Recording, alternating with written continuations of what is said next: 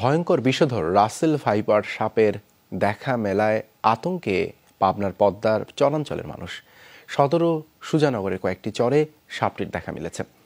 স্থানীয়দের সচেতন করতে এরই মধ্যে বিভিন্ন উদ্যোগ নিয়েছে জেলা প্রশাসন। কেউ আক্রান্ত হলে দ্রুত হাসপাতালে যাওয়ার পরামর্শ দিয়েছেন চিকিৎসকরা। বিশ্বে ভয়ঙ্কর বিষধর সাপের তালিকায় ৫ নম্বরে রাসেল ভাইপার। তবে হিংস্রতা আর ক্ষিপ্রতায় বিপন্ন প্রজাতির সাপটি সবার চেয়ে এগিয়ে। বাংলাদেশে সাপটি চন্দ্রবোরা নামেও পরিচিত। ২ থেকে ৩ ফুট দৈর্ঘ্যের ভয়ঙ্কর সাপটির দেখা মিলছে পাবনার চরাঞ্চলে। একজন আক্রান্ত হলেও প্রাণে বেঁচে গেছেন। সদর ও সুজানগর উপজেলার পদ্মার চরাঞ্চলের চাষিদের মধ্যে ছড়িয়ে পড়েছে আতঙ্ক। আমার ছোট ভাই এখন কই দাঁড়া যাইসনি আমাদের সামনে সাপ হলুদ, কালো, লাল এই ৩ প্রকারের।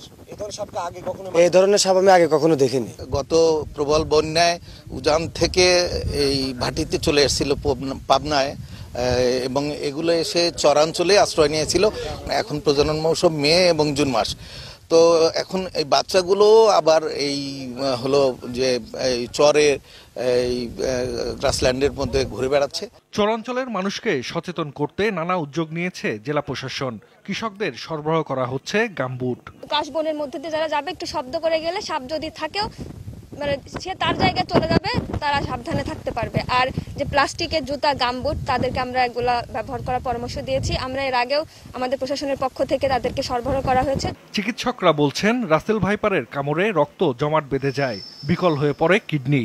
আক্রান্ত ব্যক্তিকে সঠিক সময়ে হাসপাতালে আনলে বাঁচানো সম্ভব। পয়জনের যে অংশ তার মধ্যে দুটো জিনিস থাকে প্রধানত। একটাকে বলে হিমোলাইসিন, যাদের কাজ হলো রক্তের কোষ ভেঙে দেওয়া, আর আরেকটা হলো নিউরোটক্সিন, এটা হলো নার্ভাস সিস্টেমকে বিকল করে।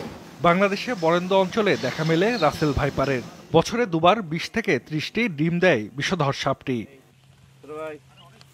জাহিদ হাসান, যমুনা নিউজ।